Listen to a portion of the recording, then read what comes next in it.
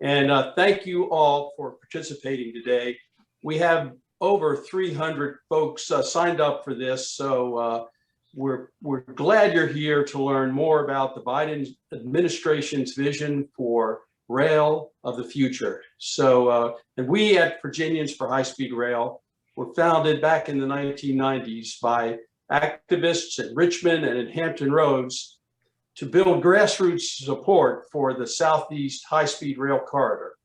And since that time, our definition of high-speed rail has grown to mean reliable, frequent, safe, competitive, pleasant, and yes, fast passenger rail service for more and more Virginians. We applaud the leadership of Governor Northam, Secretary Shannon Valentine, and DRPT Director Jennifer Mitchell. Their Transforming Rail in Virginia initiative has recently resulted in state ownership of over 400 miles of rail right-of-way. Virginia is definitely a player, willing and able to make the most of its partnership with the federal government and with service providers. The purpose of our virtual town hall series is to give Virginians an opportunity to hear from and to engage with the leading transportation decision makers. So please send your questions as we go along via the chat box to our Executive Director, Danny Plogger, and he'll address them to our speaker later. Also, this program will be posted on YouTube later this week. Our town hall series is made possible at no cost to participants through the generous support of our donors. They are Siemens Automobility, JBG Smith, the Timmons Group, Guernsey Tingle Architects, and the Carmel Church Development Group. So we thank you all for your support. And now I'll turn to a member of our board, Tim Davey, to introduce our speaker. Tim Davey leads the economic development efforts for Timmons Group, a Virginia-based engineering firm helping design and maintain roads, bridges, and rails here in Virginia since 1953. So Tim. Thank you, Jack. Just like Virginia's economic development successes, it takes a dedicated team with a targeted vision to do big things with rail. President Biden commuted between Delaware and DC on Amtrak for nearly 4 decades and knows the importance of a fast, frequent, and reliable passenger network. The FRA administration is a dedicated team whose task it will be to turn the president's vision into reality. That's why this afternoon I have the pleasure to introduce Mr. Amit Bose, the Deputy Administrator for the Federal Railroad Administration. Mr. Bose is also serving as acting administrator, while his nomination by President Biden to become the official FRA administrator is taken up by the United States Senate. Previously, Mr. Bose worked at HNTB, an architectural and engineering firm, where he also served as board chair of the Coalition for the Northeast Corridor and on the New Jersey Restart and Recovery Advisory Council. He had previously served in the FRA as deputy administrator, chief counsel, senior advisor, and director of government affairs. He also served at the U.S. Department of Transportation as associate general counsel and deputy assistant secretary for government affairs. He also worked at New Jersey Transit and at the New Jersey Department of Transportation. Please welcome Mr. Amit Bose. Hi, everyone. Thank you for that introduction. I hope you can hear me okay.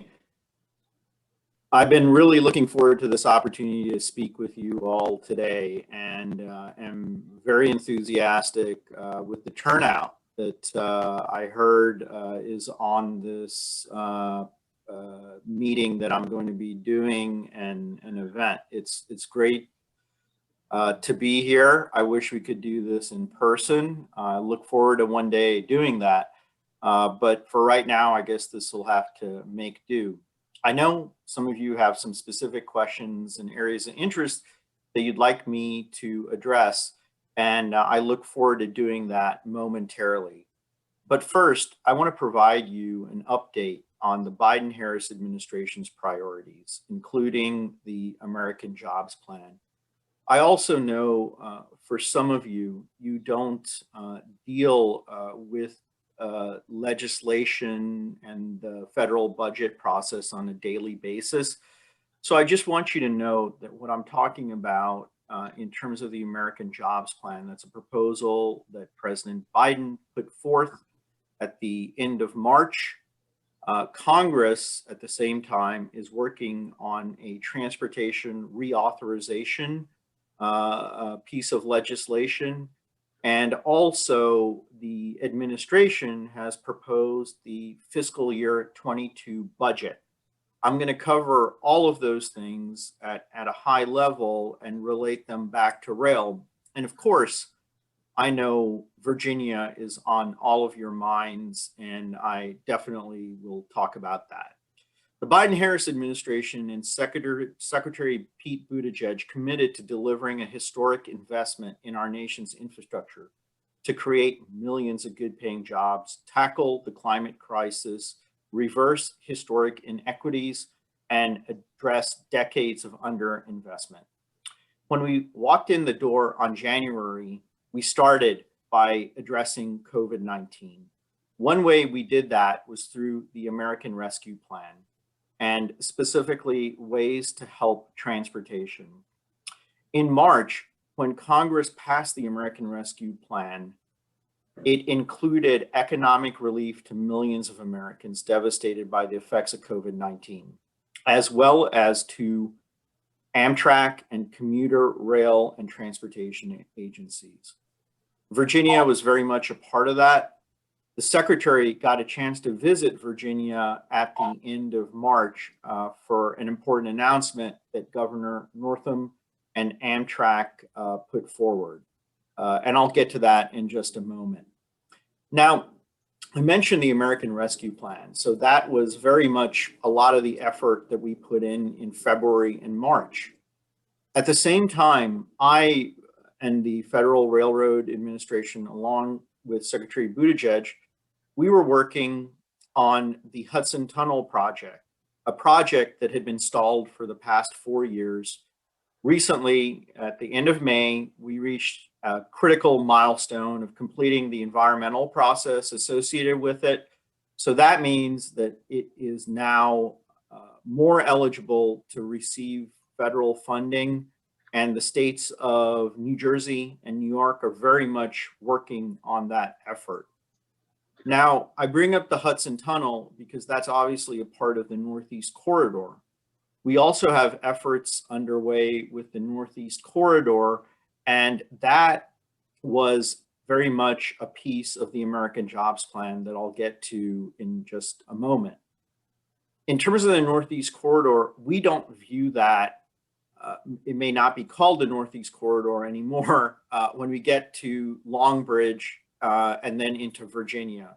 We very much think of it as a corridor that connects or that is a part of the Southeast, the Mid-Atlantic, and the Northeast. It's, in a sense, an Atlantic corridor, and Virginia is very much a part of it. Long Bridge is a linchpin to that, along with Union Station. Virginia is an important part of the piece of the corridor, not only going north to DC, but further south into North Carolina and hopefully into other states as well. I just mentioned the Northeast Corridor. Another critical project that I was been working on is the California High-Speed Rail project. I know that's in a different part of the country, but it's very much emblematic of the aspirations that we have for high-speed rail, in particular in this country. And that project is one which the voters of California supported, and governors and local officials in California have put forward. We reached a settlement on litigation surrounding that the last administration was a part of, and we got to a settlement on that where we are going to return or re-obligate approximately $930 million to the state of California so that they can use it for project building purposes. Another effort in our rail portfolio is restoring passenger rail service between New Orleans and Mobile, Alabama. That service is called the Gulf Coast Restoration, and it's very much in line with the vision that we have, not only for rail that encompasses high speeds, but also more conventional rail. And I think that's really important to emphasize, especially to a state like. It's that when we're talking about passenger rail, we're trying to think holistically. It's not only about Amtrak, it's not only about the states, it's not only about high-speed rail or conventional rail or long-distance service. It's all of those things. The Gulf Coast service is very much a part of our efforts with the Southeast and South overall.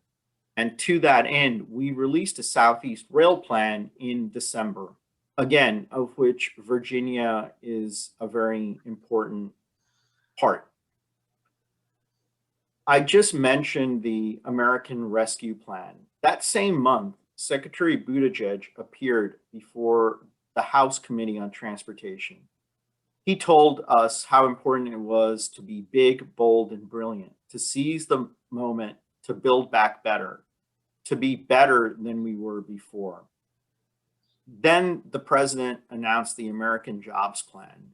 And that vision that the secretary talked about and the president put forth is very much what we intend to carry out through the American Jobs Plan.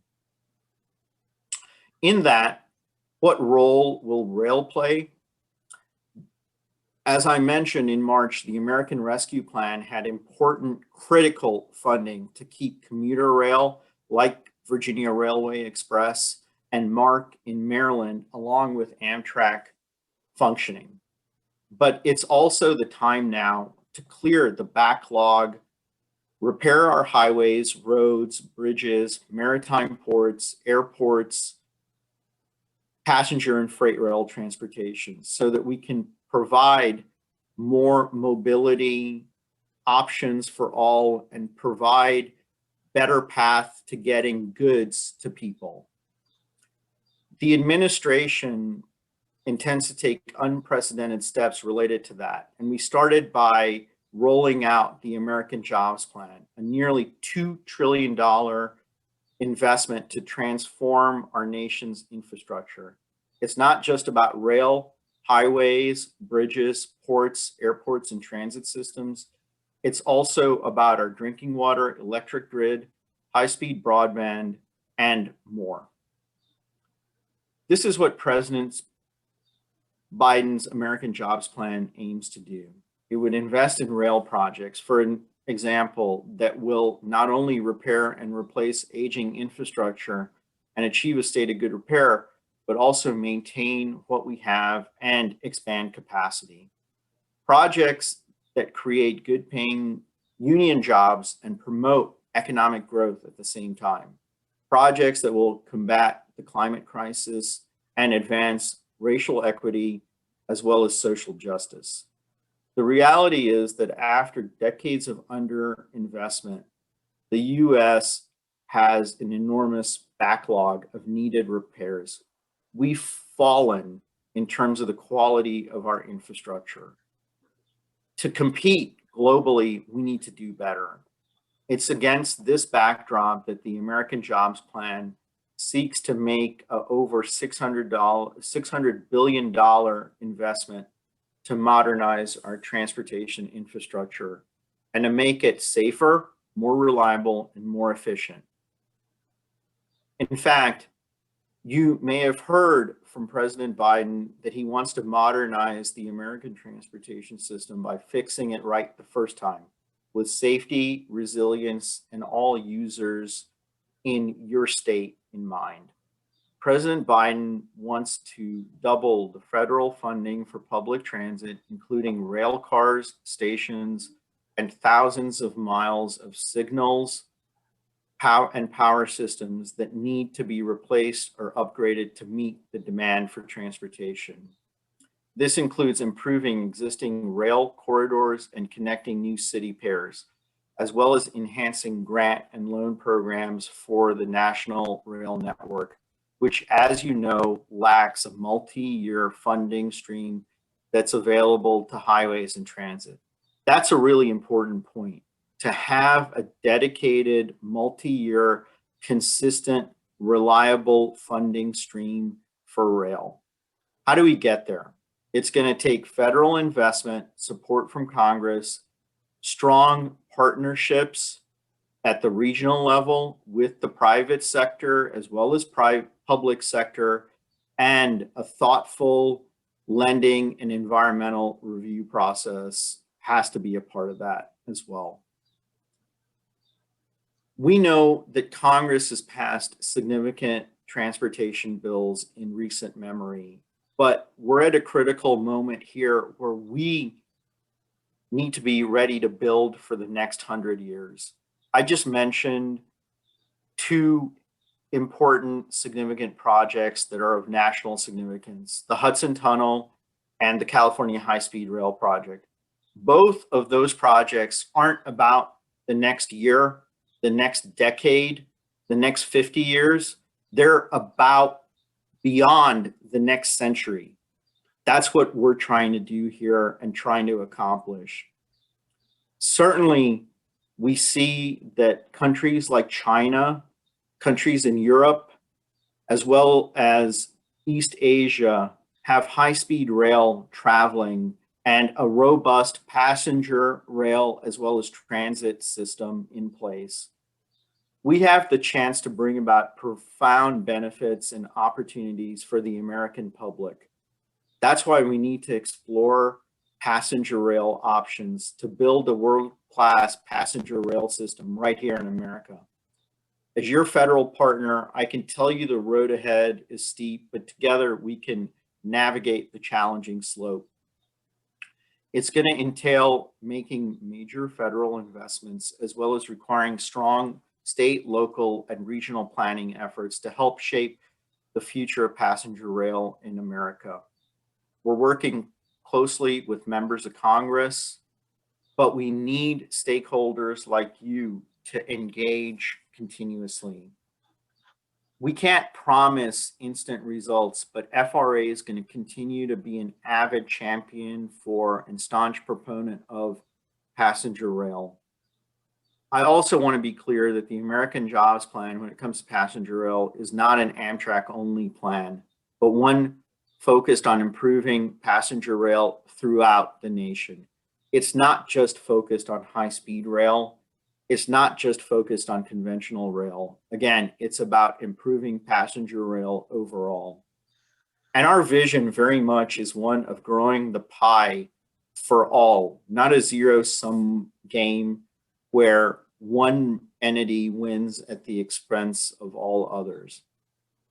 To that end, I want to talk about the FY 2022 budget that the president put out. It includes $625 million for rail this year.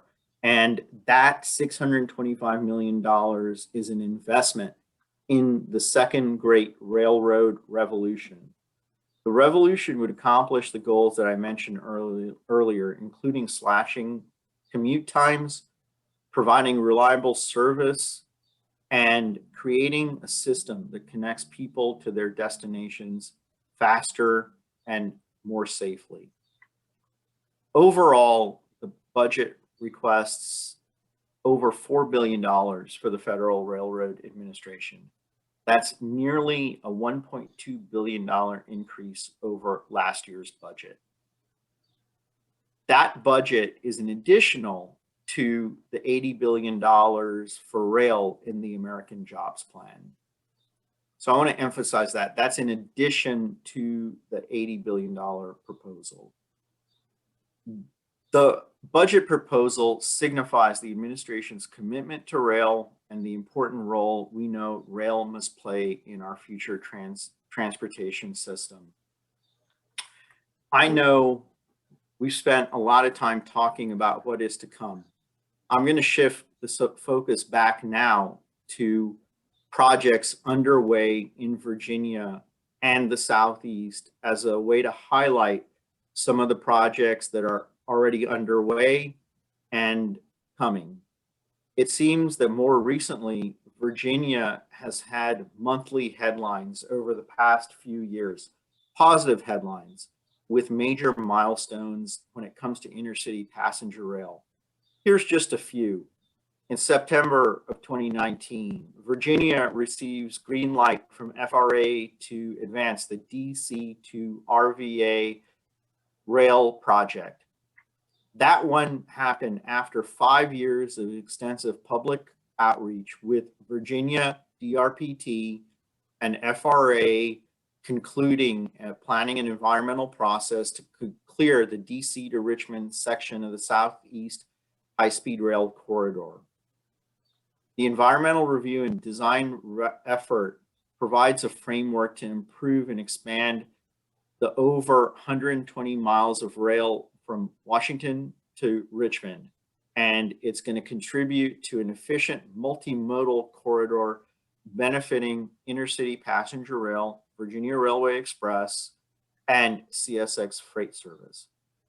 Here's a headline from September 2020. Long Bridge project reaches critical milestone. That was the completion of the environmental process that clears the Long Bridge project to proceed and is an important component of the DC to Richmond corridor that I mentioned. The new Long Bridge will double the capacity of the existing river crossing to allow rail to grow and meet the transportation demand along the eastern seaboard, again, for the next century, not just for the next year, for the next 10 years, but we're looking to build a long bridge that will be here in the next century. March 2021, agreements reached with Amtrak, CSX, VRE to advance construction of a new long bridge to transform passenger, commuter, and freight rail in Virginia. Again, that headline built on years of planning and cooperation where the Commonwealth executed an agreement with CSX to secure access to and ownership of railroad right-of-way to construct and improvements envisioned for multiple users of the Virginia rail network. And then in May 2021, Governor Northam announced the agreement with Norfolk Southern to expand passenger rail into Southwest Virginia. And that one's going to return service to the New River Valley for the first time since 1979. Returning the focus back east, the Commonwealth's commitment to improve the rail corridor from DC to Richmond and further south will also build the core network for trains serving Hampton roads. The environmental review completed under the DC to RVA project provides capacity of up to 9 daily trips from DC to Hampton roads. The Transforming Rail in Virginia agreement will enable the Commonwealth to add 1 train to the routes to Newport News and Norfolk for 3 daily trains to each city. So I just wanted to highlight those things relative to Virginia in particular. Again, I could talk this whole time about Virginia and your efforts and the big steps that you've been taking, you are taking. I can't say enough about what an example Virginia is for the nation. I know that we've got some questions coming up from you, but I just want to highlight just some final points here. I really want to thank you for your support for the second Great Rail Revolution. I need to hear from you in the future, hopefully, if we're successful with the American Jobs Plan and in reauthorization, how we can design FRA and the Department of Transportation's programs in a way that you view as supportive to and not in conflict with your mission. We have an exciting journey ahead of us. As you work with Congress to address issues of mutual concern. It's going to be important for FRA to understand how we can support you and be a part of the solution. I'm confident in working together, we can and will build back better. Thank you. Thank you, Mr. Bose. On behalf of Virginians for High Speed Rail and all of our members, it is refreshing and exciting to hear all of the great things happening at the Federal Railroad Administration with the Biden administration and their vision for rail. We got a lot of questions from the audience, and we have more coming in. Please continue. And here's a question we, as a group called Virginians for High Speed Rail, have always dealt with, which is, what's the best way to distinguish between levels of service? You talked about bringing all different type of passenger rail service, whether it be national trains, regular trains, commuter, as well as high speed. But how do you differentiate, and what's the best way to convey that on a federal level of continuing to build up from a 79-mile-an-hour train and eventually hopefully getting to 150-mile-an-hour train? Yeah, that's a really good question. So I want to start by saying that, that the framework for rail overall that I want to emphasize is it very much starts with states, and within states, cities, counties, towns, and state departments of transportation. And then from there, it builds to a regional effort, because when we talk about intercity passenger rail, we often encompass more than one state. We encompass a region. So that's at the start that I want to acknowledge that. And also, we're at a point in this country now where we don't necessarily have what we call greenfield projects.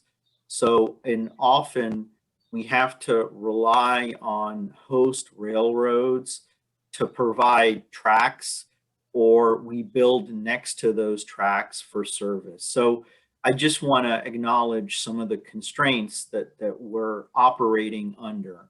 Now, within that, what you mentioned about 79 miles an hour, and it ranges, 79 miles an hour and under, 79 miles an hour to 125 miles, and sort of 125 miles to the 150-mile range and beyond.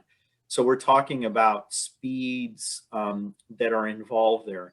When you get beyond 125 miles an hour of service, FRA, for a variety of reasons, including safety, believes that we have to have sealed corridors so that there are no issues with grade crossings, and those trains don't have to stop from point to point, and they can just move seamlessly from one stop to another.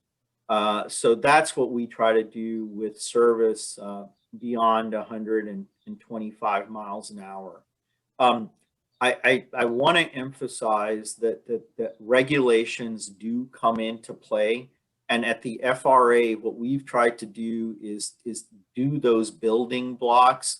So we came up with regulations to have equipment standards for trains that would operate at those speeds, those higher speeds, because believe it or not, we didn't have regulations because, unfortunately, in a sense, we didn't have to because we didn't really have any projects coming online. Now that we do, we've been working on that. We're also making sure that our safety standards are able to accommodate speeds of 125 miles and above. So what we're trying to do is make sure we dot the I's and cross the T's in terms of the project, so that when states, regions, Amtrak, as examples, and other entities, whether they're private sector or public sector, propose projects, our regulations aren't going to get in the way of what those projects are imagined to be. And the hard work of putting those together, putting those projects together, putting the financing plans together, putting together the environmental review of those projects can be done. And once those are done, the building and operations can follow smoothly. Thank you. One of the things that we have kind of realized, especially over the last decade in Virginia, has been that our state has kind of had to go it alone a little bit. In 2013, we secured through a huge coalition our dedicated revenue for passenger rail, and there was never that federal partner to work with us. And so what is your thinking on the administration's approach to kind of the local match requirement for passenger rail as part of the president's visions and the Jobs Act, as well as the budget and maybe additional legislation coming down the pike, and having that partner there and having states that are willing to chip in and match being put to the top of the line? Great question, and absolutely want to acknowledge all the hard work through organizations like yours in making that a reality in Virginia, and coming up at the state level with a dedicated multi-year funding stream. And that absolutely helps with Virginia's efforts in hopefully what will happen at the federal level. And I don't want to forget, I'll start because I will forget to address your local match aspect. I mean, in a lot of ways, Virginia is already there because of that effort. And I think that, again, if there ends up being a federal program, and it will be competitive in all likelihood, Virginia will be in a great position because of what you've done, including establishing the rail authority, working cooperatively with Amtrak, with the host railroads of CSX and Norfolk Southern. That's going to make any attempt or any application that Virginia puts forth at the federal level stick out in very positive ways. So, and I can tell you a little anecdote about Virginia. I remember how enthusiastic Virginia was back in 2009 when the Recovery Act had approximately $8 billion for high-speed intercity passenger rail.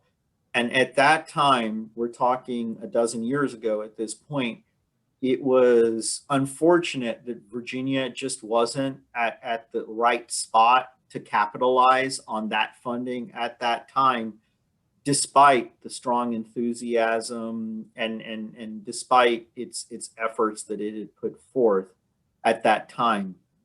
Fast forward 12 years later, Virginia is in a completely different level when it comes to intercity passenger rail, and a much higher level, and firing on all cylinders. So Virginia will be in a really good spot. When it comes to the local match, we've got to see also what Congress ends up with. Congress likes to add a local match requirement because there are folks in Congress that don't want a transportation effort to just be 100% federal.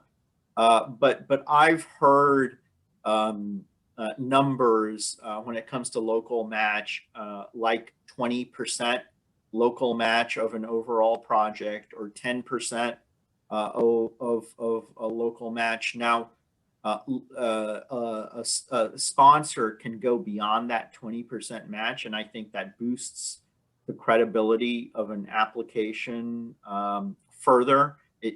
Maybe credibility is the wrong word. It strengthens an application. But it's depending on what Congress says. If they say 20%, 10%, there's absolutely no requirement to go beyond that. And Virginia can think of other ways to spend money that would otherwise be its local match for hopefully other rail purposes.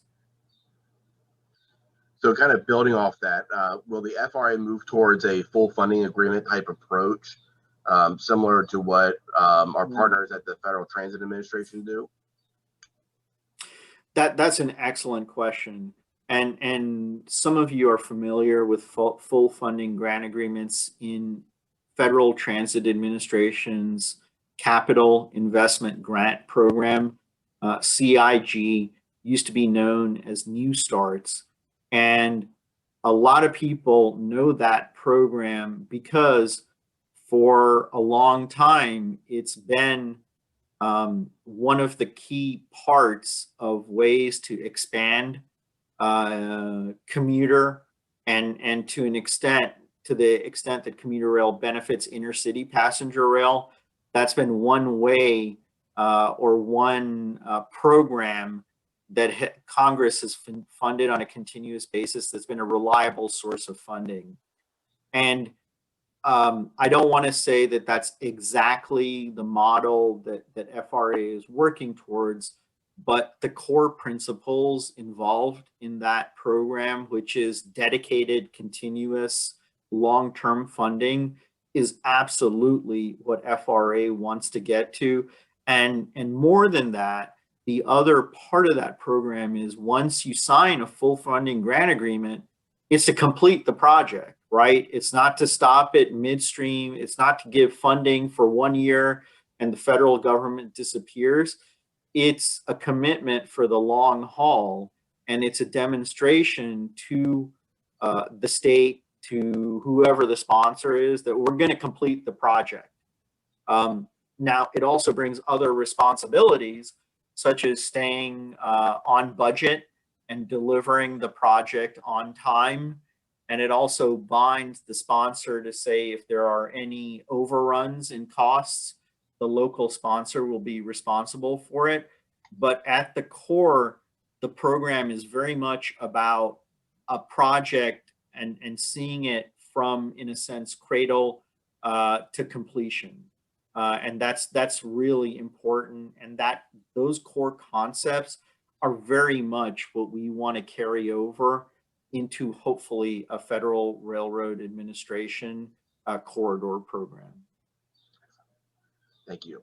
The Alex Camont, the previous Amtrak president, testified before Congress many moons ago and said, you know, if Virginia had not sold the Richmond, Fredericksburg, and Potomac Railroad in the early 1990s, the Northeast Corridor would have extended to Richmond well beyond where we currently are. So congratulations to Secretary Valentine and Director Mitchell and Governor Northam for kind of fixing the past and making rectifying mistakes. One of the things that always gets raised is electrification. And I know that the Transforming Rail and Virginia agreements will allow for eventual electrification of the DC to Richmond corridor. Will there be a priority at all with some FRA programs? You mentioned climate change a little bit as part of the president's vision, and the best way to reduce pollution and climate and the impact from greenhouse gas emissions is to move to cleaner train sets and electrification. Will that be something that is prioritized from the administration? Yeah, and I'm going to talk nationally and then bring it back to Virginia. So nationally, absolutely, we encourage electrification wherever, again, states, regions, local folks are supportive of that. So that's at a national level, absolutely. And the funding that we're proposing in the American Jobs Plan and in the budget are absolutely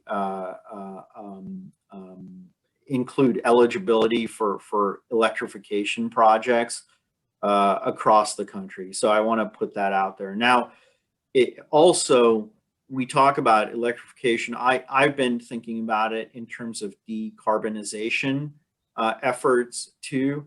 And I think in that mix, it may take a transition. So I want to bring up things like hybrid locomotives as an option in the short term and the near term, because we got to make incremental progress, right? I mean, we have an overall goal that we want to get to, but we also need to do things immediately before we make the big leap. And to that end, I think hybrid locomotives are one option. I know that companies are also, and states for that matter, are looking at the option of battery powered locomotives also. Again, in many ways of that transition point, in some cases to get to electrification, or even that being the end game in some cases. So I want to mention all of those. I will say for electrification, again, I think that you all follow rail very closely. You have the Northeast Corridor, which is electrified, and I think has benefits. Now, that happened a long time ago, close to a century ago, and that infrastructure along the Northeast Corridor is outdated, and Amtrak works on it on a continuous basis, as well as the states and agencies that are all a part of the Northeast Corridor.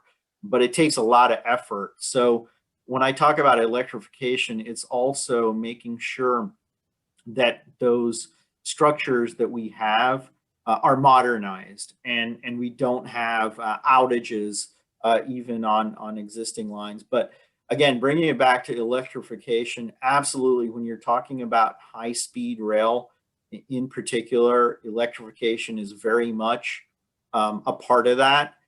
Right now, that's the technology that we're talking about. And when you're talking about projects like the one in California, Texas Central, which would connect Dallas and Houston, it's about electrification in those projects. So I hope that gives you a sense of the way the federal government is thinking about it. And again, we very much have climate change on our minds, and how rail and passenger rail can be one piece of the solution. By no means the only piece, but one piece of it. And at the same time, it's about providing options to people to travel. I know that I've sat on traffic between DC and Richmond on the I-95 corridor, which is unbelievable. And I think for people who haven't experienced it, they really have no idea. And it's not just one part of that corridor. It seems to be, unless I've happened to travel on a lucky day, all the way through. Randomly in spots, things come to a standstill, and we've got to give the public more options on that corridor. And again, Virginia is going to be doing that. I mean, does it and is going to be doing that. So I think on behalf of the public, we really thank Virginia for those efforts. Thank you. And I think that's our outreach timeline, or our outreach motto is tell us your I-95 story, because it seems everyone has one of those. And you mentioned the dual mode or the hybrid trains a little bit, and that kind of brings up Washington Union Station. When traveling to New York or Baltimore to see family or friends, you always kind of spend an hour with the power off, and in the summer it's excruciating a little bit. What are your thoughts on kind of what is the role that Union Station is going to play in the future as kind of the connectivity, the connection point between the Northeast and the Southeast, or the middle of the East Coast high-speed rail corridor? Great question. So I'm going to bring it back a little bit because I think Union Station is a good example of this. And what that is in particular is the devastating effects of COVID-19. Union Station, and I'll couple Amtrak along with it in that particular case. Amtrak was on its way to having historic levels of ridership and on its way to achieve historic revenue rate in 2020 until the pandemic really took hold.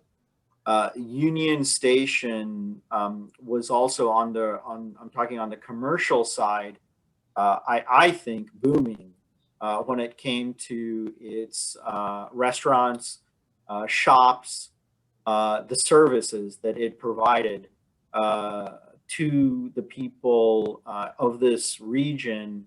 I'm talking the DC, Virginia, Maryland region that rely on Union Station. Again, when COVID had a devastating impact on the leaseholders of Union Station, and I'm looking forward to it when we continuing this pathway back to getting back to normal, that Union Station will have a full recovery. In the middle of that, there was an environmental process talking about Union Station expansion, and that undoubtedly, along with Long Bridge, along with the efforts of Virginia is doing from DC to Richmond and beyond, are key projects in this region.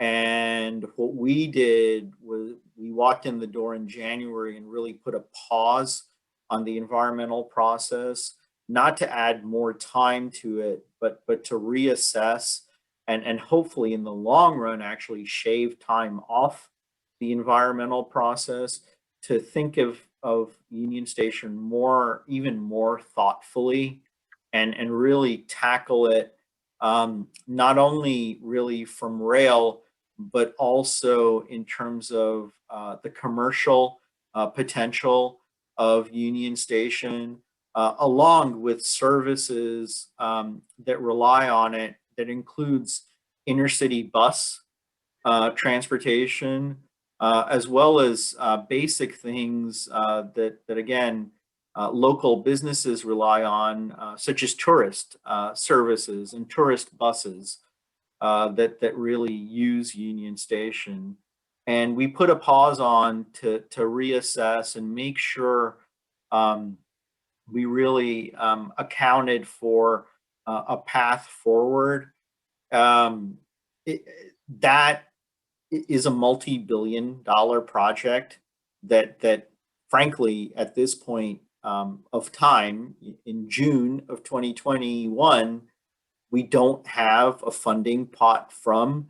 But again, that's the type of project that we want a future reauthorization bill, a future effort to address and that project be eligible for. What we at FRA are doing is just trying to make sure we take and we hear from Virginia, DC, Maryland, other users of the station. And we don't want to make any missteps in thinking about the future, and we take all voices into account as we do it. Now, it's not going to be an indefinite process, but we wanted to acknowledge those voices so we don't miss anything. Again, we're doing this for the next 100 years and beyond, so we don't have a lot of opportunities to get it right, and we want to get it right. Thank you. And this will be, I'll ask the last question, and this is expanding your role.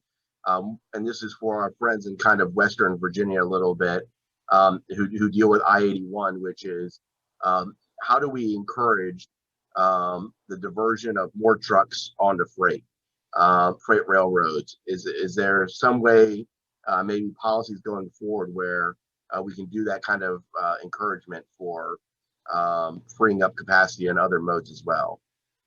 Excellent question, and again, I've been a driver on I-81, so I know exactly where this question is coming from, and I've really been focusing a lot of my time on passenger rail, and I acknowledge that in some situations there's the host rail that passenger rail goes over, but I didn't want to leave out freight rail. The American Jobs Plan, our budget proposal, reauthorization is absolutely going to have freight rail as a part of it, and how the federal government can make a commitment to freight rail as well. And it's not only reauthorization, we have existing programs right now that are intended to make sure freight rail, like I said, passenger rail being an option when it comes to travel and getting from one point to another. Same in freight rail, absolutely has to be an option to carry goods to people. And another reason, again, in the COVID-19 context, why freight rail is important is freight rail, for the most part, functioned absolutely effectively. And the people who, the workers at railroad companies didn't stay home. They delivered goods to us during the pandemic so that we stayed safe and to the extent possible had the goods that we needed to subsist during a really tough time. So freight rail also gets us goods to use in our daily lives. And when it comes to things like Colonial Pipeline, it shows us that we need redundancy in our system, and we can't just rely on one mode, and freight rail is very much a part of that. So getting back to the core question, I want to make sure the administration, from the secretary to the president, that we're doing all we can when it comes to making sure freight rail has opportunities to have funding in place to make sure that the freight rail system, which I very much believe our freight rail system is the best in the world, whereas I think when it comes to passenger rail, we need to get to world class. I think our freight rail system is really at the top of the class in the world. We can always do better, but I think that we are a world leader when it comes to freight rail, but continue to shore up opportunities and routes along places like the I-81 corridor to make sure that freight rail is in place to deliver goods. Again, it's not a zero-sum game about trucks versus rail, but rail is another option to trucks, and hopefully can relieve some of the stress when it comes to trucks using that corridor. And thank you again, Mr. Bose, and thank you for taking your time out of your busy schedule to have a conversation with all of us. And this video will be shared and spread through our video chats and through our social media as well. So thank you again from Virginians for High Speed Rail on behalf of my board and all of our members for your participation today. We greatly appreciate it. Thank you. And again, thanks for your advocacy. And I really look forward to working with you all. And thanks for the opportunity today. Take care.